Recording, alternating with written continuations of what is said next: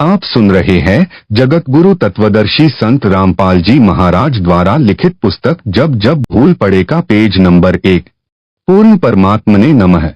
जब जब भूल पड़े। मासिक पाठ। लेखक संत रामपाल दास, शिष्य स्वामी रामदेवानंद जी महाराज। प्रकाशक प्रचार प्रसार समिति तथा सर्व संगत सतलोक आश्रम, हिसार टोहाना रोड, बरवाला जिला, हिसार प्रांत, हरियाणा, भारत। जीव हमारी जाति है, मानव यानी मैनकाइंड। धर्म हमारा हिंदू, मुस्लिम, सिख, ईसाई, धर्म नहीं कोई न्यारा। आप सुन रहे हैं जगत गुरु तत्वदर्शी संत रामपाल जी महाराज द्वारा लिखित पुस्तक जब जब भूल पड़े का पेज नंबर 2। विषय सूची। आप सुन रहे हैं जगत गुरु तत्वदर्शी संत रामपाल जी महाराज द्वारा लिखित पुस्तक जब जब भूल पड़े का पेज नंबर 3। जब जब भूल पड़े। इस पत्र में सार ज्ञान की एक झलक है। सेवा में पूज्य गुरुदेव स्वामी रामदेवानंद जी महाराज जी को दंडवत प्रणाम। गुरु जी के श्री चरणों में कोटि कोटि नमन। परमेश्वर कबीर जी के हीरे मोती लालो यानी सर्व संगत को दास का शुभाशीर्वाद। आप सभी की अटूट श्रद्धा गुरुदेव के चरणों में सदा बनी रहे। आप भक्ति, दान, सेवा करके आजीवन मर्यादा का पालन करते हुए इस महाकष्टदायक दुखालय यानी दुखों के घर काल ब्रह्म यानी ज्योति निरंजन के लोक से निकलकर अपने पिता के घर सतलोक में चले जाओ। आपको एक पत्र भेज रहा हूँ। यह गुरुदेव स्वामी रामदेवानंद जी के लगाए बाग के पेड़ पौधों में लगे कीड़ों से रक्षा करेगा। यह स्प्रे का काम करेगा। काल के दूतों से बचाव के लिए रक्षा कवच बनेगा। इसको पढ़कर भी जो काल के भेजे दूतों से किनारा नहीं करेगा, वह परमेश्वर कबीर जी का हंस नहीं है, वह काल की फरद में चढ़ा है। संत गरीबदास जी ने सब ओर से स्पष्ट कर रखा है। कहा है कि गरीब शटदल दोनों दीन का, दिल में दोष नाधार, सतगुरु का कोई एक है, काल का भरा संसार। अर्थात जो मार्गदर्शक गुरु पद पर परमेश्वर का भेजा संत है, उसे सांत्वना देते हुए कहा है कि जो परमेश्वर कबीर जी की शरण नहीं आते या आकर फिर काल के दूतों के खेमे में चले जाते हैं, उस कारण से महादुखी ना हो। उनके प्रति दोष दिल में न मान की इतना समझाने के बाद नरक में जा रहे हैं। जो शटदल यानी जो 6 पंथ हैं, उस समय तक अन्य पंथ नहीं चले थे। गिरी, पुरी, नाथ, वैष्णव आदि आदि तथा दोनों धर्मों हिंदू तथा मुसलमान के व्यक्तियों को काल ब्रह्म ने जकड़ रखा है। ये सब काल की फरद में चढ़े हैं। सतगुरु का तो कोई कोई हंस यानी भक्त भक्तमती है, वह दृढ़ रहेगा। सर्व संगत के लिए यह पत्र संजीवनी से कम नहीं है। इसको महीने में या जब इच्छा हो अवश्य पढ़ना है। इसको नित्य पाठ की बजाय मासिक पाठ समझकर अवश्य पढ़ते रहना है। यह रोग प्रतिरोधक जड़ी यानी काल के प्रभाव को रोकने का काम करेगा। अपनी भक्ति क्रियाओं पर दृढ़ विश्वास बनेगा। विश्वास के बिना भक्ति सफल नहीं होती। आशा करता हूँ जो काल के दूतों के जाल में फंसे हैं, वे भी पुनः विचार करेंगे, अपने निज घर की सुध लेंगे, जीवन की रक्षा करेंगे और अन्य सुरक्षित रहेंगे। हे मानव शरीर प्राप्त प्राणियों, आपको अनमोल अवसर मिला है अपना कल्याण करवाने का। सब सद्ग्रंथ तथा सब पहुँचे हुए संत यानी परमात्मा प्राप्त संत तथा स्वयं परमेश्वर कबीर जी बताते हैं, जो उनकी अमर वाणी में अंकित है कि मानव यानी स्त्री पुरुष का जन्म दुर्लभ है। यह बार बार नहीं मिलता। जैसे प्रमाण मिलता है काकभूषण का, उसने यही बताया है कि मैंने अनेकों मानव जन्म बिना भक्ति के व्यर्थ किए। कुछ परिस्थिति ऐसी बनी जिस कारण से एक गुरु बनाया जो भगवान शिव का उपासक था। मेरे से भयंकर गलती हुई। मैंने अपने गुरु का खड़ा होकर सम्मान नहीं किया। आप सुन रहे हैं जगत गुरु तत्वदर्शी संत रामपाल जी महाराज द्वारा लिखित पुस्तक जब जब भूल पड़े का पेज नंबर 4। जिस कारण से मेरे को भगवान शिव ने आकाशवाणी द्वारा श्राप दिया कि तूने अपने गुरु का अपमान किया है, मेरे लोक में आने योग्य तू नहीं है, तेरे को 1 लाख वर्ष तक नरक में डाला जाएगा। यह आकाशवाणी गुरु जी ने भी सुनी। गुरु जी को पता नहीं था कि इसने ऐसी गलती की है। तब गुरु जी ने कहा कि भक्त परमात्मा शिव जी से क्षमा याचना कर। काकभूषण को साथ लिया। गुरुजी ने भगवान शिव से आंखों में पानी भरकर याचना की कि हे भगवान, बालक है, गलती हो गई, क्षमा करो। ऐसी प्रार्थना कई घंटों की। तब शिव ने कहा कि नरक में इसे जाना पड़ेगा। 1,00,000 वर्ष तक इसको नरक में रहना भी पड़ेगा, परंतु इसके गुरु की प्रार्थना स्वीकार कर ली है। मैं अपने दिए श्राप को वापस नहीं ले सकता। मेरे आदेश से इसको यमदूत कोई कष्ट नहीं देंगे। ऐसा ही हुआ।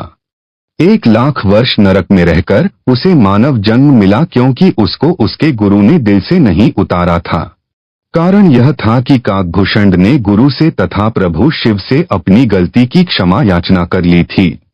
कबीर जी ने कहा है कि कबीर हरि के रूठते गुरु की शरण जाए, कह कबीर गुरु रूठते हरि नहीं होत सहाय। यानी यदि राम रुष्ट हो जाए तो पूर्ण गुरु के पास जाए, वह सत्य साधना करवाकर कष्ट दूर करवा देता है। यदि गुरु रुष्ट हो गया तो परमात्मा सहायक नहीं होगा। काकभूषण को उस मानव जन्म में भी भक्ति की तड़फ थी। वह लोमश ऋषि के सत्संग में गया। अपने अज्ञान से ऋषि के प्रवचनों में त्रुटि बताने लगा।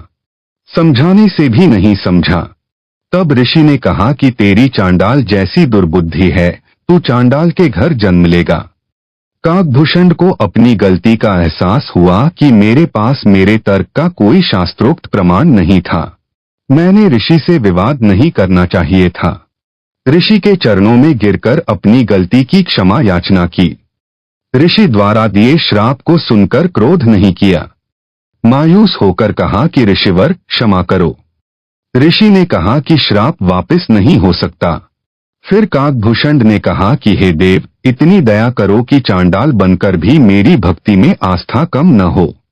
तब ऋषि जी को उसे गिड़गिड़ाता देखकर दया आ गई और आशीर्वाद दे दिया कि तेरी भक्ति में लगन कम नहीं होगी। तब उसका जन्म काकभूषण रूप में हुआ। मुख काग यानी कौवे का, शेष शरीर देवता जैसा हल्के तेज का।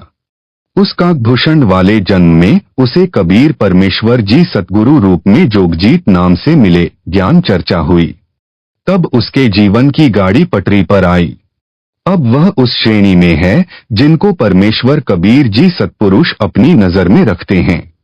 उनको जैसे तैसे भक्ति से चार्ज करते रहते हैं। काकभूषण का मोक्ष किसी युग में होगा, जब वह मानव होगा तथा पूर्ण समर्पित होकर पूर्ण सतगुरु जी से दीक्षा प्राप्त करके आजीवन मर्यादा में रहकर भक्ति, सेवा तथा दान करेगा। इस संजय दिल्ली ने तो गुरु जी की आज्ञा का ही उल्लंघन सीना ठोककर किया है। अपने आप गुरु बनने की कोशिश कर रहा है।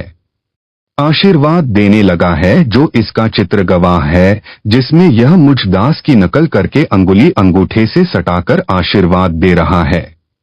यह मुद्रा कबीर जी और मेरे गुरु जी तथा दास के अतिरिक्त कहीं देखने को नहीं मिलेगी।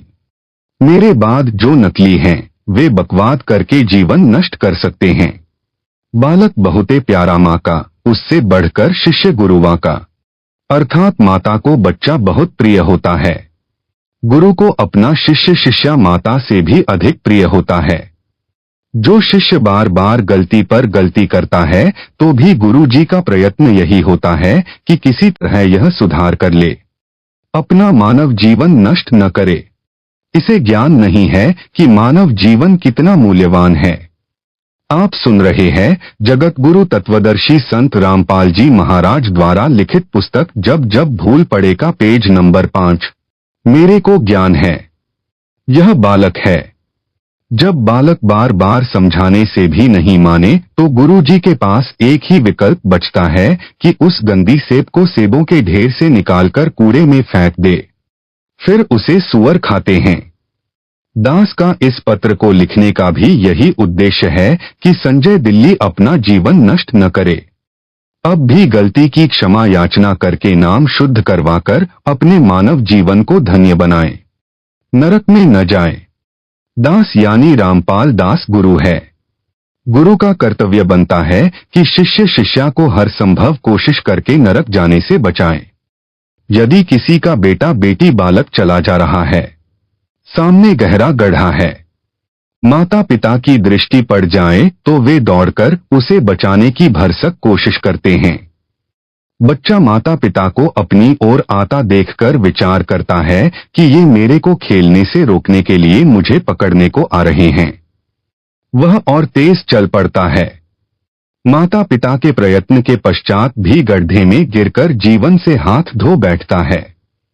माता पिता के पास रोने पीटने के अतिरिक्त कुछ शेष नहीं रहता।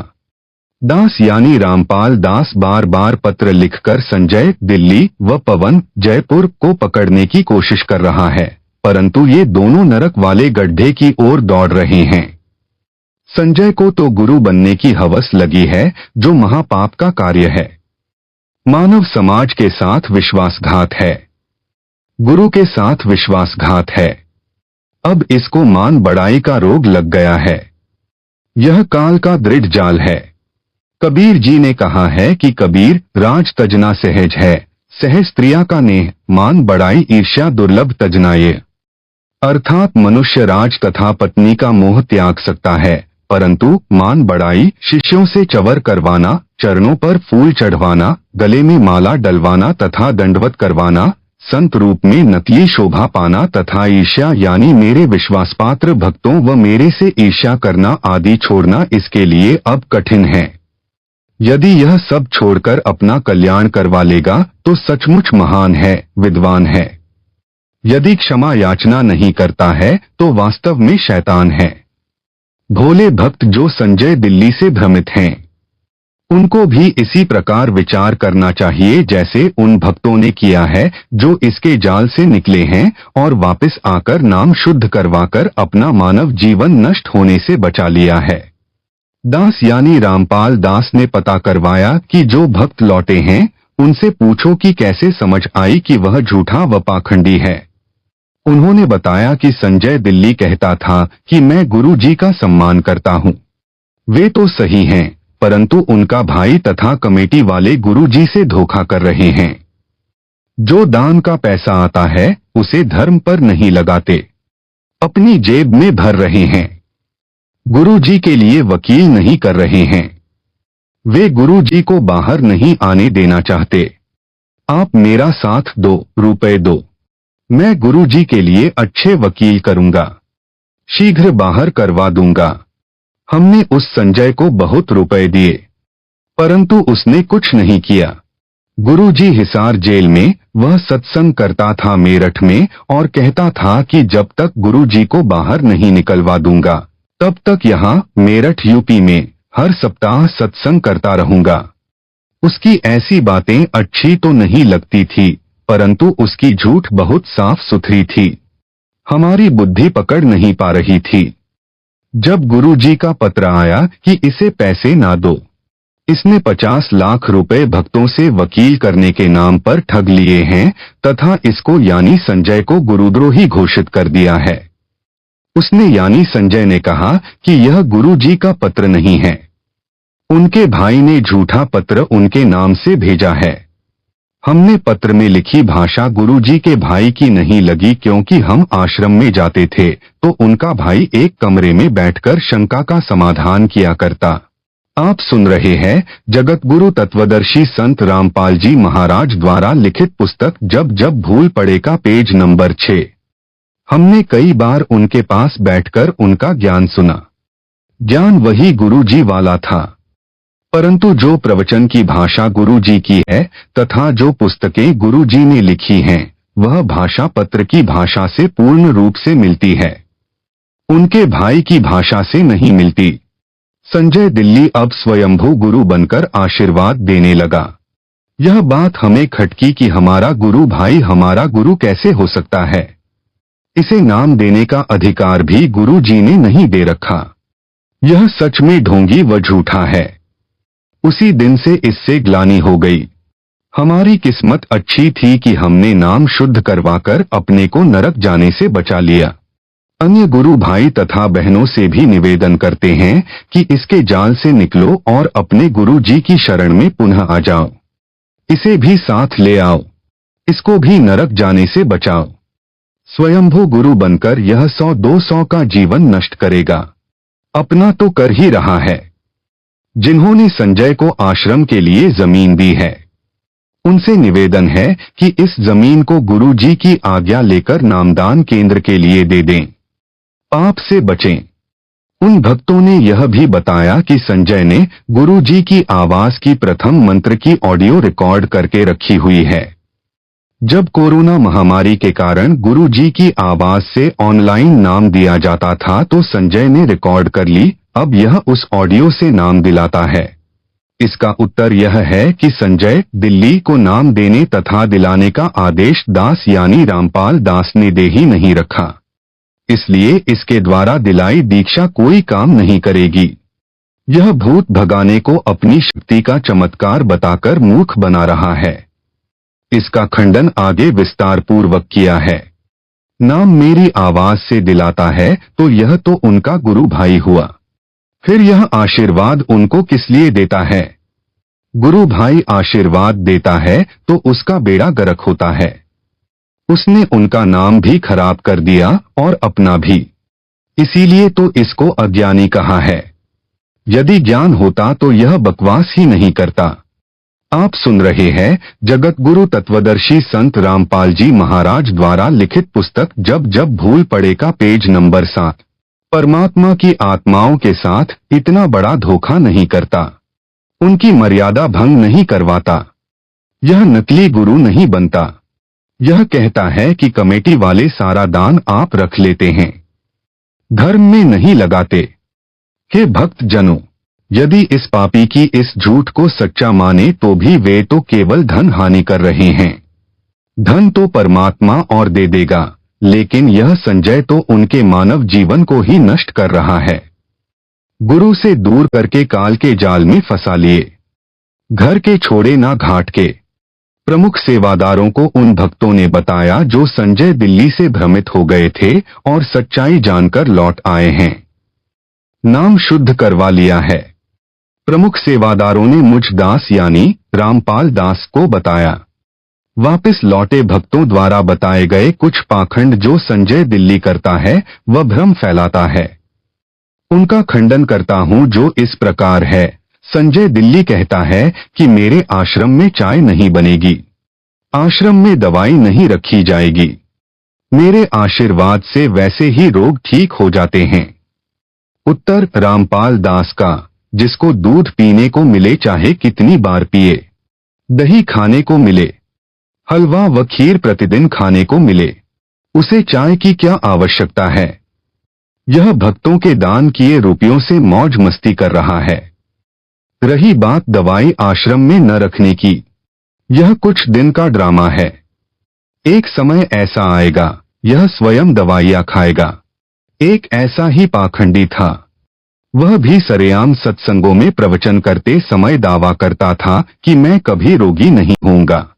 यदि मैं रोगी हो जाऊं और दवाई खाऊं तो मेरे मुंह में मूत देना। उस समय आयु 30-35 वर्ष की थी। कुछ दिन पश्चात उसको रोग घेरने लगे। उसका एक डॉक्टर शिष्य था, गुप्त रूप से उससे इलाज करवाता रहा। आम संगत को पता नहीं चला, उसकी झूठ कामयाब रही। जब 60 वर्ष की आयु में प्रवेश किया तो और अधिक बीमार हो गया। फिर दवाई ने भी काम नहीं किया, भुगत कर मरा। इस प्रकार की बकवाद कुछ दिन ही चलती है। जब नकली गुरु मरा तब तक उन शिष्यों की तीसरी पीढ़ी तक उस काल के दूत के जाल में फंस चुकी थी। फिर परंपरा पड़ गई। मृत्यु के पश्चात उसकी यादगार बनाई गई। फिर उस समाध यानी यादगार की पूजा शुरू हो गई। सबको नरक के भागी बनाकर मरा। संजय दिल्ली ने कुछ संगत को कुछ दिन यह कहकर बरगलाया कि गुरु जी तो सही हैं, उनका भाई तथा कमेटी के सदस्य तथा उनके आसपास जो डी की सेवा में रहते थे वे गलत हैं। वे दान का सारा पैसा अपनी जेब में रख लेते हैं। गुरुजी को जेल से बाहर नहीं निकलने देना चाहते। आप संगत वाले मेरा साथ दें, रुपए दो, मैं गुरुजी को बाहर लाऊंगा। इस प्रकार की बातों से बहुत सारे अनुयायी जो नए नए तथा कुछ पुराने भी उसके बहकावे में आ गए। मेरे द्वारा नियुक्त विश्वासपात्र भक्तों को दान देना भी बंद कर दिया। उस समय वह संजय पाखंडी 50 लाख रुपए भक्तों के दान के ले गया। एक भी वकील नहीं किया आज तक। जब दास को पता चला कि संजय दिल्ली तथा पवन जयपुर ने इस प्रकार संगत को भ्रमा दिया है, तब सख्त कदम उठाए, संगत को संभाला। दास ने यह जेल जाने की लीला यह देखने के लिए की है कि मेरे सतलोक जाने के पश्चात संगत वाले इस अनमोल मिशन को कैसे चलाएंगे। अब तो दास संसार में है। जो भी त्रुटि अनुयायी करेंगे उनको समझाकर सीधे मार्ग पर ले आऊंगा। यदि कोई भक्त या भक्त मति समझाने के पश्चात भी सुधार नहीं करेगा तो वह हमारे काम का नहीं है। आप सुन रहे हैं जगतगुरु तत्वदर्शी संत रामपाल जी महाराज द्वारा लिखित पुस्तक जब जब भूल पड़े का पेज नंबर 8। वह तो चहडू है।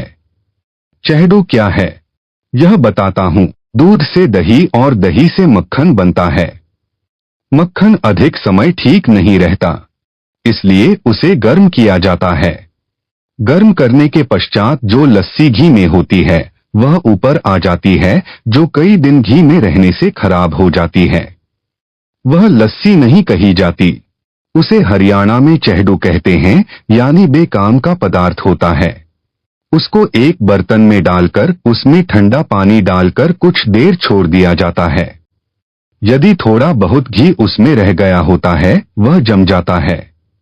फिर उस जमे घी को भी निकाल लिया जाता है, क्योंकि उस घी बनाने वाली को पता होता है कि घी प्राप्त करने के लिए कितना संघर्ष करना पड़ता है। भैंस या गाय मोल लेनी, उसका चारा मोल लेना, या किसान है तो चारा घर का होता है, उसे बेचे तो धन मिलता है, वह भी घी बनाने के खर्च में ही गिना जाता है। फिर भैंस गाय की देखरेख, दूध निकालना, गर्म करना, दही बनाना, फिर मक्खन बनाना। तब मक्खन को गर्म करके शुद्ध घी तैयार किया जाता है। इसलिए घी बनाने वाली बहन, बेटी या माई घी का कण भी व्यर्थ नहीं जाने देना चाहती। उस चहडू के ठंडा होने पर जरा सा भी घी मिलता है तो उसे भी निकाल कर रख लेती है। उसको शुद्ध घी इतना प्रिय होता है, घी का एक कण भी नहीं छोड़ती। फिर उस चहडू यानी फूई को फेंक देती है।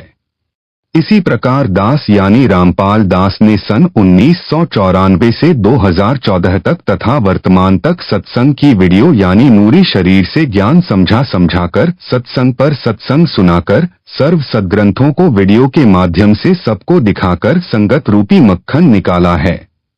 अब उस मक्खन को ताया यानी गर्म किया है। इसमें जो चहडू होगा वह ऊपर आ जाएगा।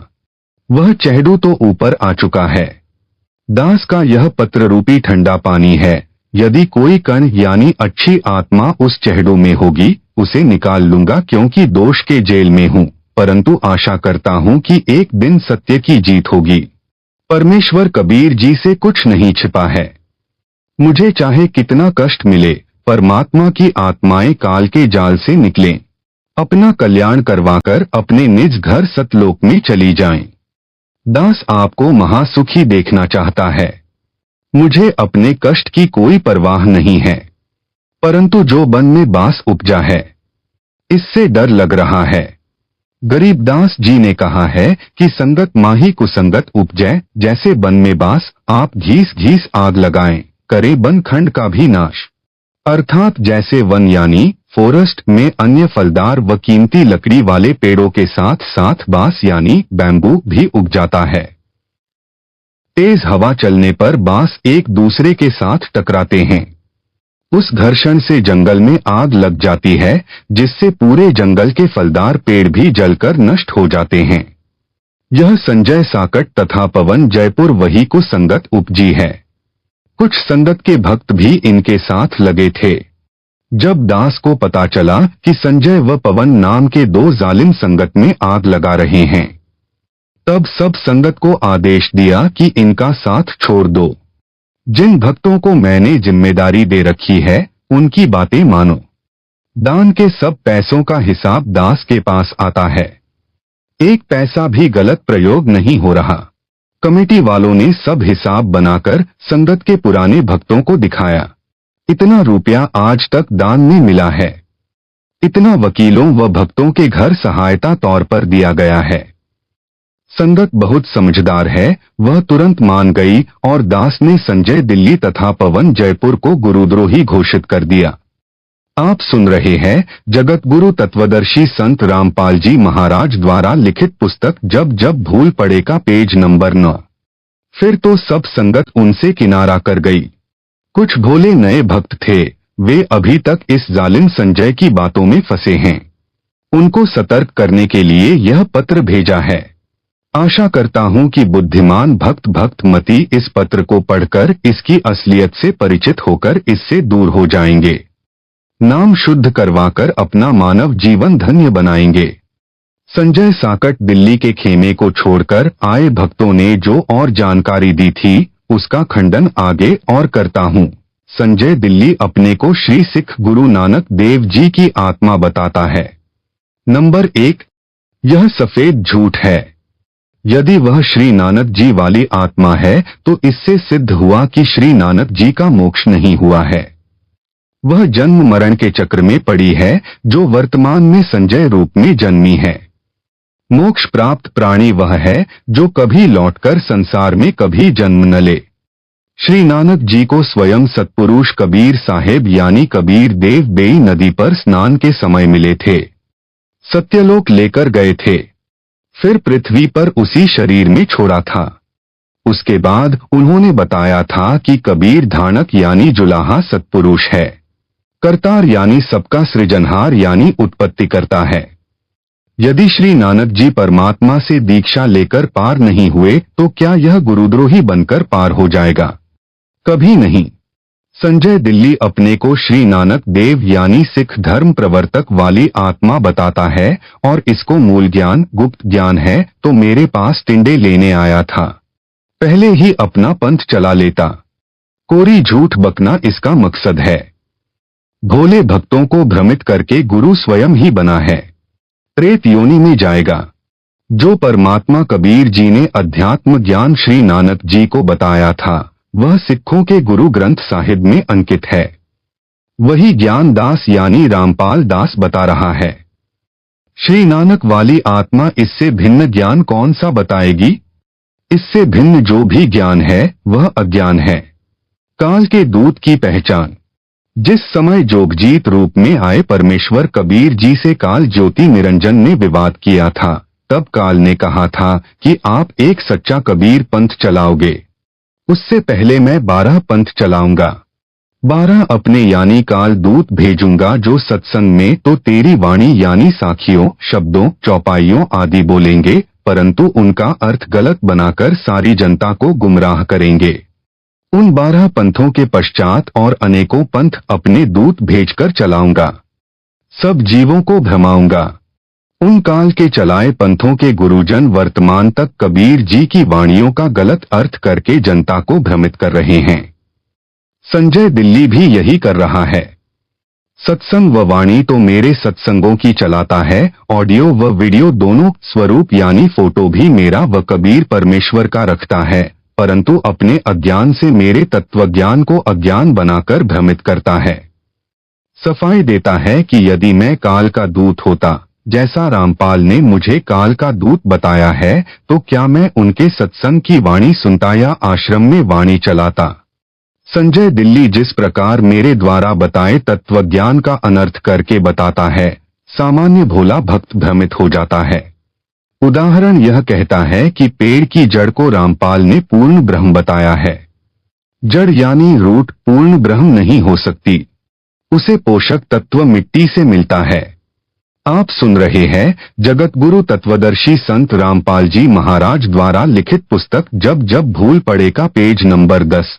पूर्ण ब्रह्म को किसी के सहारे की आवश्यकता नहीं है, जड़ को मिट्टी का सहारा लेना पड़ता है। इसका उत्तर जैसे विद्यालय में अध्यापक विद्यार्थियों को समझाते हैं कि दिन रात कैसे बनते हैं, उसके लिए एक तेल से जगने वाला दीपक यानी लैंप एक मेज पर रखा जाता है तथा एक ग्लोब यानी फुटबॉल के आकार का एक स्टैंड पर लटकाया जाता है। अध्यापक कहता है कि बच्चों, दीपक को सूर्य मानो, ग्लोब को पृथ्वी मानो। पृथ्वी घूमती है तब जो भाग सूर्य के सामने आता जाता है वहां दिन होता है। जो भाग सूर्य के सामने नहीं होता वहां रात होती है। इस संजय जैसा मूर्ख विद्यार्थी तर्क दे कि दीपक सूरज नहीं हो सकता। दीपक ने जगने के लिए तेल का सहारा लेना पड़ा, माचिस का सहारा लेना पड़ा। सूर्य को किसी के सहारे की आवश्यकता नहीं पड़ती। क्या वह विद्यार्थी बुद्धिमान हो सकता है? क्या वे उसके साथी जो उसके ऐसे तर्कों को सुनकर उसकी बातों तर्कों को सही मानते हैं, वे बुद्धिमान हो सकते हैं? दोनों मूर्ख हैं। यह तो एक उदाहरण है। ऐसा तर्क देना ही मूर्खता का परिचय देता है। ऐसे ही गीता अध्याय 15 के श्लोक नंबर 1 से 4 तथा 16 से 17 में वृक्ष का उदाहरण देकर सृष्टि की व समर्थ परमेश्वर तथा सब देवताओं की स्थिति समझाई है। पाठ को आप इसका खंडन इसी पत्र में विस्तार पूर्वक आगे भी किया है, कृपया वहां पढ़े। पता चलेगा यह कितना विद्वान है और कितनी बकवास बकता है। भक्तों को विचार करना चाहिए कि जब गुरु जी ने गुरुद्रोही घोषित कर दिया तो वह कुछ भी सफाई देता रहे, नहीं मानना चाहिए। यदि वह सच्चा सुच्चा होता तो दास यानी रामपाल दास उसे क्यों दिल से उतारता? क्यों उसे गुरुद्रोही घोषित करता? माली का पौधा खराब हो जाए तो उसे जड़ से उखाड़कर फेंक देता है, परंतु उसे कष्ट बहुत होता है। परंतु और कोई विकल्प नहीं बचा था। सब दवाई व खाद डाला परंतु व्यर्थ रहा। जैसे सेब विक्रेता की टोकरी में भरी सेबों में से एक सेब दागी हो जाती है तो वह उसे निकालकर कूड़े में डाल देता है। उस खराब सेब को सूअर खाते हैं। कितना पौष्टिक तथा महंगा फल सेब था। सेब विक्रेता को दुख बहुत हुआ सेब खराब होने का तथा फेंकने का। यदि नहीं फेंकता तो अन्य सेबों को भी वह गंदी सेब गंदा कर देती। संजय दिल्ली के अपलक्षण हद से ज्यादा देखकर इसे संगत यानी टोकरी से निकालकर फेंका। इसने एक पवन नाम के भक्त को भी खराब किया जो जयपुर का रहने वाला है। इन दोनों को टोकरी से निकालकर फेंकना पड़ा। दास को दुख तो बहुत हुआ परंतु विवश होकर यह कदम उठाना पड़ा। कबीर गुरु के दिल से उतरे वह नाम बिहुना होए, जाकू काल घसीठी राख सके ना कोय। मानुष जन्म पाए कर खोवे, गुरु विमुखा जुग जुग रोवे। गुरु से करे कपट चतुराई, सो हंसा भव भ्रमे आई। गुरु से कपट शिष्य जो राखे, यम राजा के मुगदर चाखे। संजय साकट कहता है कि रामपाल तो सतगुरु है। वह न संत है, न भक्त है, न दास है। मैं दास भक्त संत हूँ। सारी संगत रामपाल को भगवान यानी साहिब मानती है। रामपाल सतगुरु है, भक्त दास संत नहीं है। रामपाल ने 13वें पंथ के विषय में बताया है कि 13वें पंथ से सब अंधियारा हटेगा, वह संत भक्त दास होगा। आप सुन रहे हैं जगत गुरु तत्वदर्शी संत रामपाल जी महाराज द्वारा लिखित पुस्तक जब जब भूल पड़े का पेज नंबर 11। मैं यानी संजय ही वह संत भक्त व दास हूँ। रामपाल तो सतगुरु है। उदाहरण देता है वाणी से, सतगुरु साहिब एक शरीरा, सतगुरु और साहिब यानी भगवान तो एक है। सारी संगत रामपाल को भगवान यानी साहिब मानती है, इसलिए साहिब और सतगुरु एक है। इसलिए रामपाल सतगुरु सिद्ध हुआ। अंधेरा तो भक्त दास संत से हटेगा तथा सबका कल्याण होगा। वह मैं यानी संजय हूँ। रामपाल को तो संगत भगवान यानी साहिब मानती है। फिर यह भी कहता है कि रामपाल भगवान नहीं हो सकता, इसने मां से जन्म लिया है, और यह भी कहता है रामपाल साहिब यानी भगवान है। साहिब और सतगुरु एक है, इसलिए रामपाल अज्ञान अंधेरा नहीं हटा सकता। अज्ञान अंधेरा तो दास भक्त संत हटाएगा। वह मैं यानी संजय हूँ, इसलिए रामपाल सतगुरु सिद्ध हुआ। इसको कहते हैं ऊवा बाई बकदा, बिना सिर पैर की बातें। उस संकट से कहा जाए कि इससे आगे भी बोल, सतगुरु बिना न लागे तीरा। पूर्ण चौपाई इस प्रकार है, सतगुरु साहेब एक शरीरा, सतगुरु बिना न लागे तीरा। इसका अर्थ यह बनता है, सतगुरु व परमात्मा एक ही शक्ति होते हैं। सतगुरु के बिना भक्त न लागे तीरा का अर्थ है कि भव सागर के दूसरे तीर किनारे नहीं जा सकता, यानी संसार से पार नहीं हो सकता। यदि वह रामपाल को यानी मुझ दास को सतगुरु बताता है तो वाणी ही स्पष्ट कर रही है कि जीव का मोक्ष भी सतगुरु यानी रामपाल के बिना नहीं हो सकता। साकट संजय दिल्ली वाला फेल हुआ। यह उवा बाई बकता है। नंबर 2 संजय गुरुद्रोही कहता है कि जो असुर निकंदन रमैणी में संत गरीबदास जी ने कहा है कि सतगुरु दिल्ली मंडल आयसी, वह मेरे यानी संजय के लिए कहा, क्योंकि मैं दिल्ली से आया हूँ इसलिए 13वां पंथ मैं ही चलाऊंगा, सब अंधेरा हटाऊंगा, सबका कल्याण करूंगा। विवेचन। संजय दिल्ली तो अपने को संत दास तथा भक्त कहता है, सतगुरु रामपाल को यानी मेरे को कहता है। इससे भी सिद्ध हुआ कि असुर निकंदन रमैणी में संजय के लिए नहीं कहा है, क्योंकि वह तो अपने को दास भक्त बताता है। सतगुरु मुझे यानी रामपाल दास को बताता है। वाणी में तो वह सतगुरु कहा है जो दिल्ली मंडल में आएगा। साहिब तख्त कबीर खवासा, दिल्ली मंडल लीजै बासा, सतगुरु दिल्ली मंडल आयसी, सूती धरणी सून जगायसी। अर्थात कबीर साहेब यानी सतपुरुष के तख्त यानी सिंहासन के पास रहने वाला उनके सतलोक दरबार का खवास यानी नौकर यानी दास दिल्ली मंडल यानी दिल्ली के आसपास निवास करेगा यानी जन्म लेगा। रमैणी में दिल्ली नगर नहीं कहा है। साकट गुरुद्रोही संजय तो दिल्ली नगर में जन्मा है। वाणी में दिल्ली मंडल, मंडल का अर्थ है दिल्ली नगर के आसपास का कुछ क्षेत्र कहा है, जैसे वर्तमान में एनसीआर बनाया है। यह सब दिल्ली मंडल है।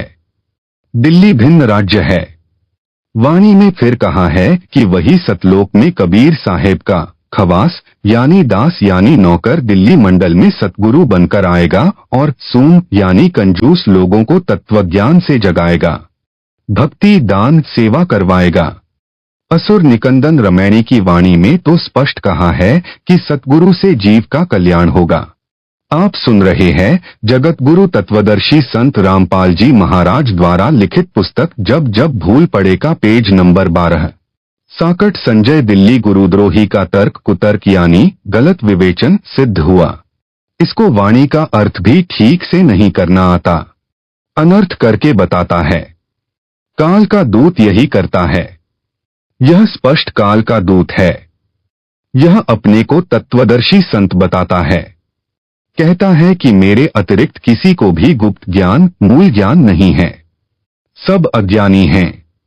इसने तो मेरे को यानी रामपाल दास को भी अज्ञानी बताया है, क्योंकि यह कहता है कि मेरे अतिरिक्त किसी को तत्वज्ञान यानी मूल ज्ञान नहीं है। इससे तो यही स्पष्ट कर रहा है कि मैं यानी संजय गुरुद्रोही ही तत्वदर्शी हूँ। यदि वह मेरे यानी रामपाल दास द्वारा बताए यथार्थ अध्यात्म ज्ञान यानी तत्वज्ञान से भिन्न ज्ञान रखता है तो उसकी पुस्तक बनाए या कोई वीडियो बनाकर इंटरनेट पर डाले, तब मेरी संगत का छोटा सा बालक भी उसके अज्ञान का पर्दाफाश कर देगा। यह संजय दिल्ली गुरुद्रोही प्रथम नाम मंत्र वही जाप करने को देता है या मेरी आवाज से प्रथम मंत्र दीक्षा दिलाता है जो दास यानी रामपाल दास ने इसको दीक्षा में दिए थे, तथा जो भी सतनाम 2 अक्षर का इसको दिया है। इसको न सार नाम दिया है न सार शब्द प्राप्त करवाया है। अब यह गुरुद्रोही इन दोनों नामों प्रथम मंत्र तथा सतनाम से भी खाली हो गया है।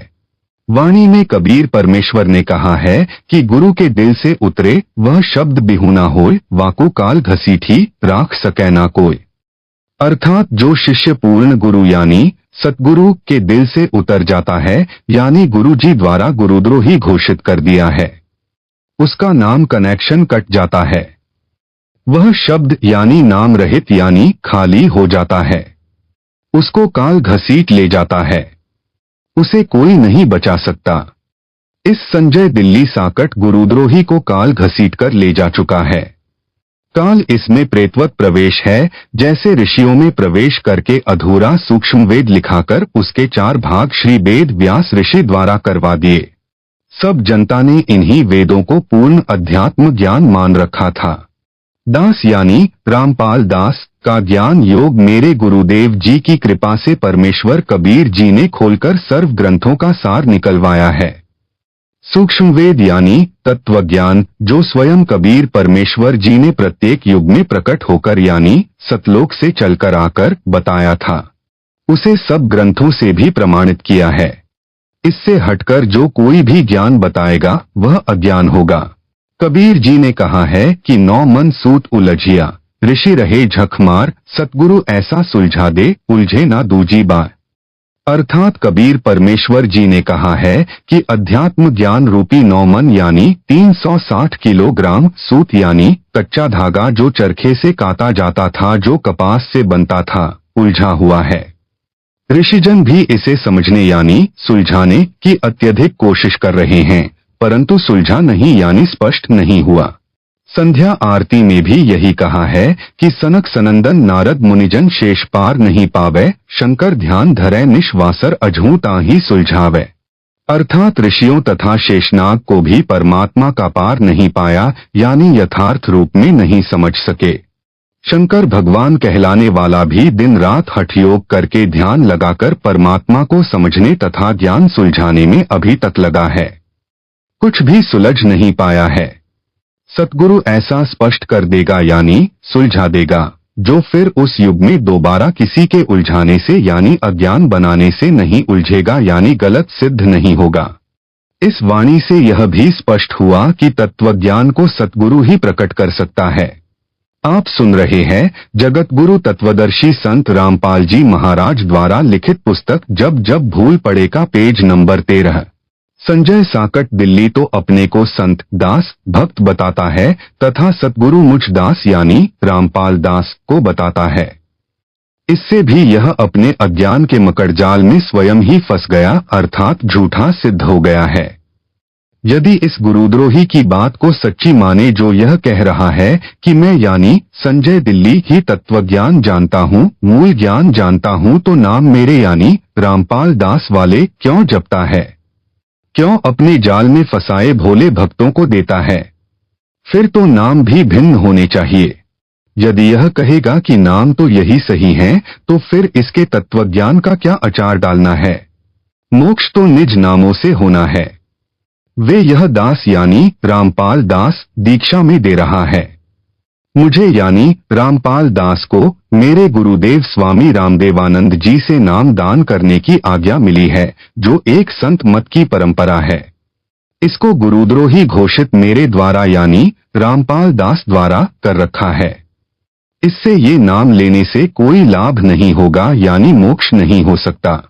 विशेष दास यानी रामपाल दास ने अपने पूज्य गुरुदेव जी के सानिध्य में अध्यात्म ज्ञान को बारीकी से समझ लिया था। गुरु मर्यादा में रहना मोक्ष का मूल मंत्र है, जिसका दास ने परमात्मा से डरकर पालन किया। गुरु पद दास को दिया जाएगा, यह तो स्वप्न में भी नहीं सोचा था, क्योंकि दास एक सामान्य भक्त था। गृहस्थी बाल बच्चेदार था। हरियाणा सिंचाई विभाग में जेई यानी जूनियर इंजीनियर के पद पर नौकरी करता था। दास यानी रामपाल दास ने अपने छोटे भाई महेंद्र दास को यह ज्ञान बताया। एकदम नया तथा पहले वाले से बिल्कुल विपरीत होने के कारण पहले तो कोई रुचि नहीं दिखाई, परंतु बड़ा भाई होने के कारण ज्ञान सुनने से इनकार नहीं कर सका। मन मारकर सुनता रहा। फिर परमेश्वर कबीर जी की कृपा से गुरुदेव जी के आशीर्वाद से दास का प्रयत्न सफल हुआ और मान गया। गुरु जी यानी स्वामी रामदेवानंद जी से दीक्षा उसे दिलाई। फिर तो उसने अपने अनेकों साथियों को भी ज्ञान समझाया। उनको गुरुदेव जी यानी स्वामी रामदेवानंद जी से नाम दिलाया। यह दास यानी रामपाल दास भी अपने संपर्क वालों को ज्ञान समझाकर गुरुजी से दीक्षा दिलाता था। आप सुन रहे हैं जगत गुरु तत्वदर्शी संत रामपाल जी महाराज द्वारा लिखित पुस्तक जब जब भूल पड़े का पेज नंबर 14। ऐसा शुभ कर्म वर्षों चलता रहा।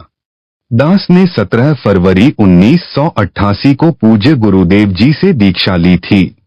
सन 1994 तक सबको गुरुदेव जी से दीक्षा दिलाया करता। एक दिन नए भक्तों को नाम दिलाने के लिए गुरुजी के पास गया। भक्त महेंद्र दास भी मेरे साथ थे। समागम चल रहा था। गुरुजी के आसपास बहुत सारे भक्त बैठे थे। गुरुजी उनमें से किसी की फरियाद सुन रहे थे। हम सब भक्तों के पीछे बैठ गए। एक सेवादार के माध्यम से पहले की तरह नए भक्तों को नाम दिलाने का निवेदन किया। भक्त की बात सुनकर गुरुदेव जी ने हमारी ओर कृपा दृष्टि की। हम सबने दंडवत प्रणाम किया। उसी समय सैकड़ों भक्तों की उपस्थिति में दास को नाम देने का आदेश दिया। कहा कि आज के बाद तू नाम दिया करेगा। मेरे को पसीना छूट गया। विचार किया कि कोई गलती तो नहीं हो गई जिससे गुरुजी नाराज हो गए हों। कानों पर विश्वास नहीं हो रहा था। गुरुजी नाराज नजर नहीं आ रहे, मुस्कुरा रहे थे। इसलिए हिम्मत बनी रही। दीक्षा देने का आशीर्वाद देते समय कहा कि आज के बाद यह तुम्हारा गुरु होगा। उपस्थित भक्तों की ओर संकेत करके कहा, मेरी दशा देखकर समझ गए कि भक्त घबरा गया है। बोले कि अपने को अकेला न समझना, मैं तेरे साथ रहूंगा। परमेश्वर कबीर जी के आदेश से यह आशीर्वाद तेरे को दिया है। तेरे बराबर विश्व में संत नहीं होगा। आशीर्वाद देकर हमें भेज दिया। सुबह माइक से आवाज लगी कि रामपाल, रोहतक को स्वामी जी याद कर रहे हैं। हम सब तुरंत पहुंच गए। भक्त महेंद्र दास भी साथ था। क्योंकि हम छुड़ानी गांव में ही भक्त महेंद्र दास की ससुराल में रुके हुए थे, उस रात दास को नींद नहीं आई कि इतनी बड़ी जिम्मेदारी को कैसे निभा पाऊंगा। गुरुदेव तो जानी जान थे। उनको पता था कि भक्त की हालत खराब हो गई है। जाते ही फिर कहा कि अपने को अकेला मत समझ, परम शक्ति तेरे साथ है। मैं भी तेरे साथ हूँ। तेरे समान विश्व में संत नहीं होगा। और कहा कि इन सबको नाम दे जो नए भक्त दीक्षार्थ आए थे। अपने सामने दीक्षा दिलाई। स्वामी जी ने सर्व संगत को बोल दिया कि आज के बाद मैं किसी का गुरु नहीं रहूंगा, रामपाल से दीक्षा ले लो। कारण यह था कि मेरे दादा गुरु जी ने उनको सारनाम देने का आदेश नहीं दे रखा था, क्योंकि प्रारंभ से परंपरा चली आई थी। दास को ही सारनाम दिया जाना था, क्योंकि उत्तराधिकारी को ही सारनाम दिया जाता था। स्वामी जी ने मेरे अतिरिक्त किसी को सारनाम नहीं दिया था। मेरे को आगे सारनाम देने का परमेश्वर कबीर जी का आदेश स्वामी जी को मिलने के बाद ही दिया था। कहा था कि पूरी परीक्षा करके सारनाम अनुयायियों को देना। तेरे को परमात्मा कबीर जी का भी संकेत आएगा, तब तक सारनाम न देना। यह सब निर्देश बाद में दास को अकेले को तलवंडी भाई जिला फिरोजपुर पंजाब में आश्रम में दिया था, जब दास अकेला ही उनसे मिलने पहुंचा था। स्वामी रामदेवानंद जी गुरु महाराज जी का वचन फला है, जो आज आपके सामने है। विश्व में ज्ञान छा गया है।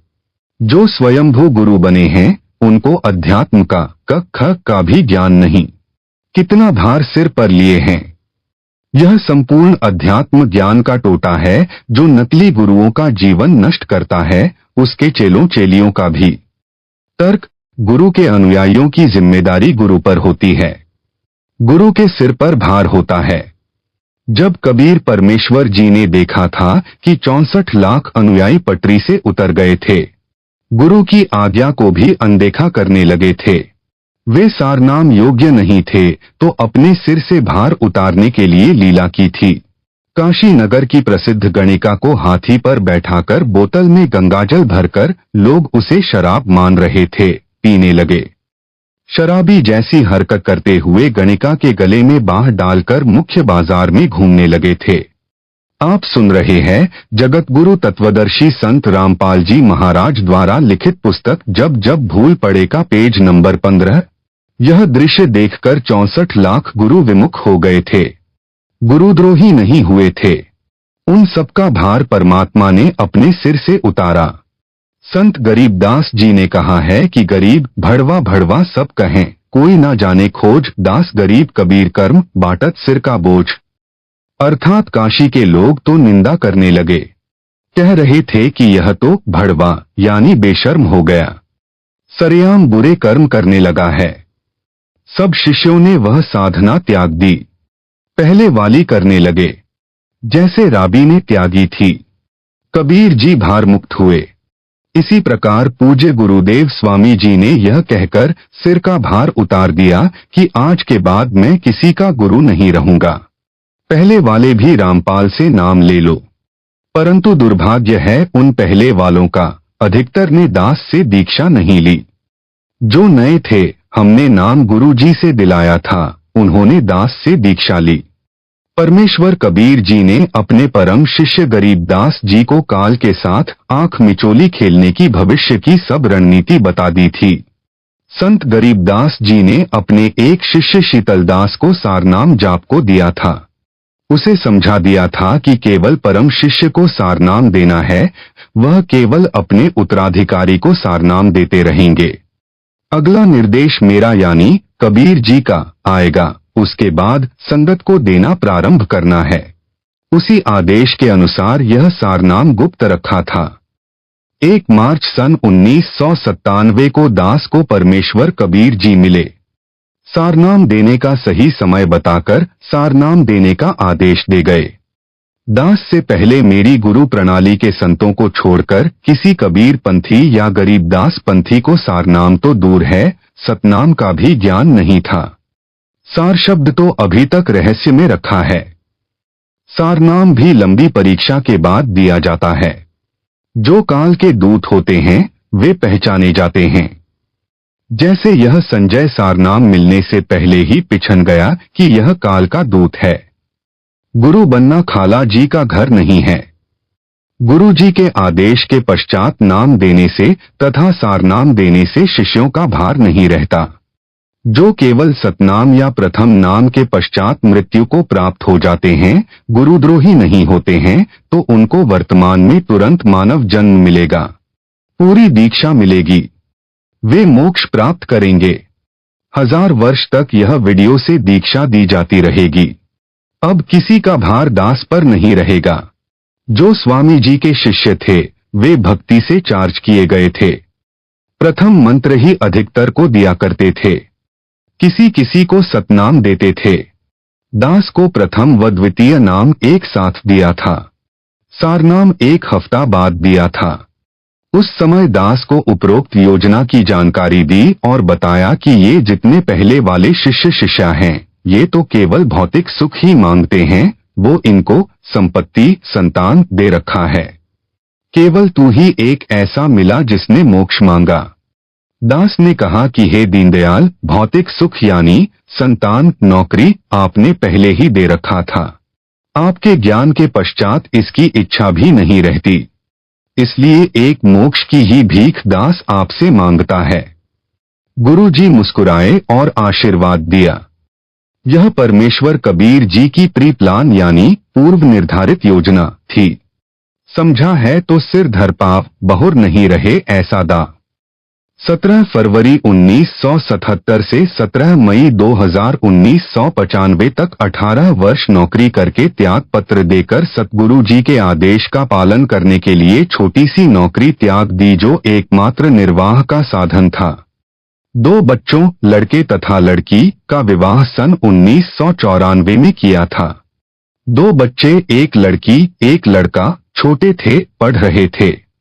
राम हवाले छोड़कर सतगुरु जी के चरणों में समर्पित हो गया, मुड़कर घर नहीं गया।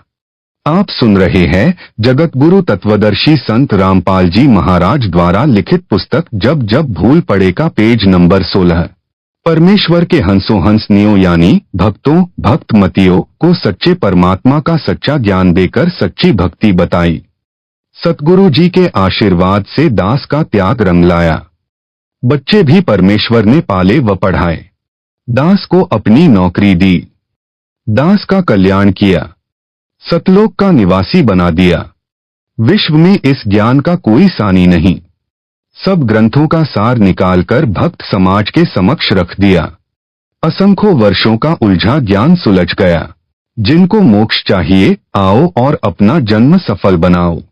गरीब जू बच्चा गऊ की नजर में यूं साई को संत भक्तों के पीछे फिरे भक्त वत्सल भगवंत। यह कहावत दास के ऊपर चित्रार्थ हुई। दास यानी रामपाल दास ने भक्तों के सहयोग से गांव-गांव नगर नगर में जाकर सत्य ज्ञान सत्य साधना की अलख जगाई। गुरुदेव के आशीर्वाद ने सब कार्य किया। सन 1996 में किसी भक्त के रिश्तेदार ने एक 85 वर्ग गज में बनी एक कमरा, बरेंडा, रसोई, बाथरूम तथा लैट्रिन, कुछ आंगन वाली छोटी सी कुटिया कुछ समय के लिए प्रयोग करने के लिए दी। यह कुटिया उसने स्वयं खरीदकर अपने पाखंडी गुरु को बनाकर दे रखी थी, जो बाद में धोखेबाज निकला, जो मेरे पूज्य गुरु जी के पास रहता था। भगवा वेश भी ले रखा था। गुरु के साथ भी धोखा करके भागा था। गुरुद्रोही बना था। कुटिया दान करने वाला हमारा भक्त नहीं था, उस पाखंडी का भक्त था, जिस कारण से वह किसी बाबा पर विश्वास नहीं करता था। हमारे भक्त के कहने पर वह कुटिया उधारी दी थी। जब भक्त ने पूर्ण विश्वास दिलाया, तब परम पूज्य गुरुदेव यानी स्वामी रामदेवानंद जी के 3 आश्रम पंजाब राज्य में खन्ना, मोगा तथा तलवंडी भाई की तथा एक आश्रम नजफगढ़ दिल्ली में था, जहां पर दास को दीक्षा की भीख मिली थी। उस समय दास ने उनकी सेवा में एक भक्त भेज रखा था। भक्त ने बताया कि दादा गुरुजी ने अपने निजी सेवादारों को बुलाया और बोले कि मुझे हरियाणा ले चलो रामपाल के पास। आयु बहुत हो चुकी थी, लंबा सफर करना उचित न था। भक्तों ने निवेदन किया कि आपका लंबे सफर में जाना उचित नहीं, परंतु एक नहीं सुनी।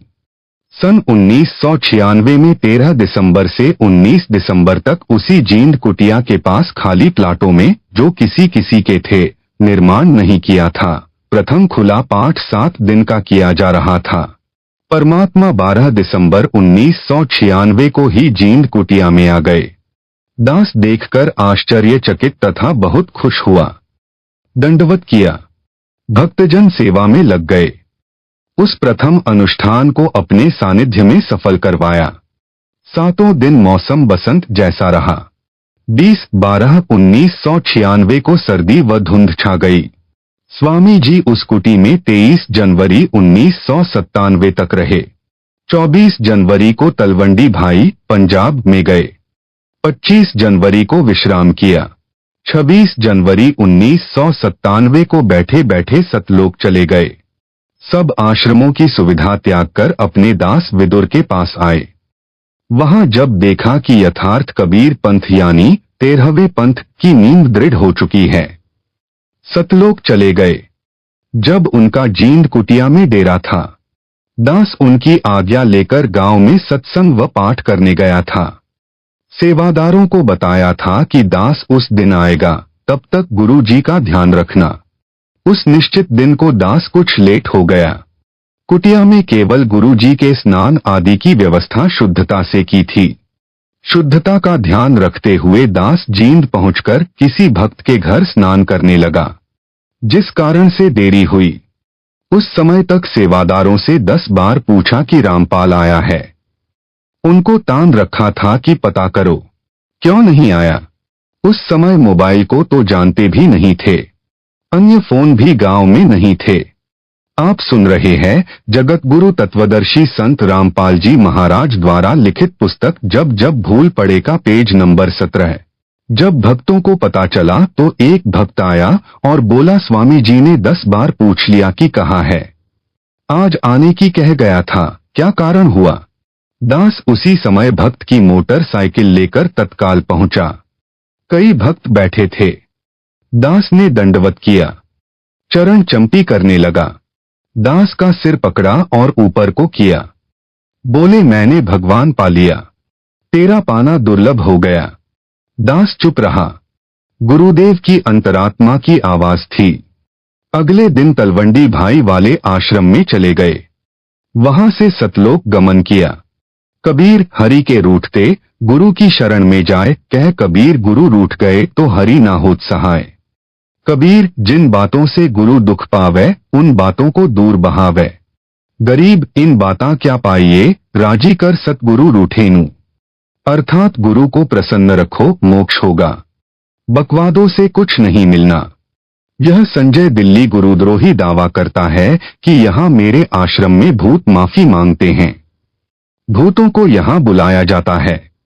बहुतों की प्रेत बाधा दूर हो रही है। यह क्या छोटी बात है? क्या मेरे में शक्ति नहीं है? इसका उत्तर इस प्रकार है, आपको राबी के विषय में ज्ञान है कि उसने सतगुरु देव जी से दीक्षा लेकर 4 वर्ष साधना की थी। फिर किसी मजबूरी के कारण वह साधना त्यागनी पड़ गई।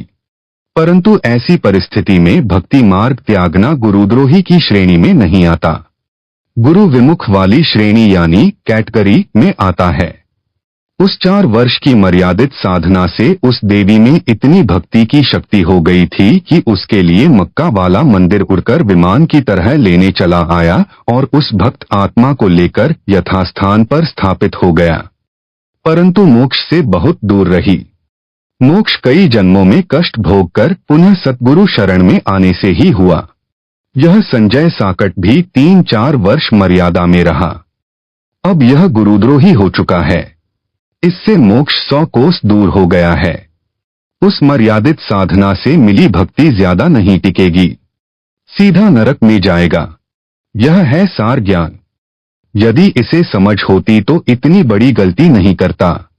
अब नाम देने का अधिकार इसको यानी संजय दिल्ली को दास ने यानी रामपाल दास ने यानी इसके भूतपूर्व गुरु ने नहीं दे रखा। वह सार नाम इसको प्राप्त नहीं। दावा करता है भूत निकालने का, भूतों को बुलाने का। भूत प्रेत निकालने व डालने वाले तो इस जैसे भारत में लाखों अड्डे हैं। इसने उस गांव को भूतगाह यानी प्रेतों का स्थान बना दिया। जैसे राजस्थान प्रांत में गांव मेहदीपुर में बालाजी भूतगाह बना है। वहां केवल भूतों को निकालने डालने का काम है। अनगिनत जनता वहां जाती है। किसी का मोक्ष नहीं होना, क्योंकि मोक्ष तो सतगुरु से दीक्षा लेकर आजीवन मर्यादा में रहकर भक्ति, सेवा, दान करके प्राप्त होता है। गुरु भी पूर्ण हो। मेहदीपुर में बालाजी का धाम कैसे बना? मेहदीपुर राजस्थान प्रांत में एक सच्चा सुच्चा इंसान था। आयु लगभग 30 वर्ष हो चुकी थी। परमात्मा की भक्ति करता था। किसी कारण से विवाह नहीं करवाया था। जहां भी परमात्मा की कथा, सत्संग, चर्चा होती पहुंच जाता। सब कहते हैं कि गुरु बिन मोक्ष नहीं। उसने भी गुरु बनाया। गुरु रामायण का पाठ व कथा किया करता था। कोई भी पाठ करना होता है तो देशी यानी गाय भैंस के घी की ज्योति जलाई जाती है जो हवन का काम करती है। उसने एक श्री राम का मंदिर भी बनवा रखा था।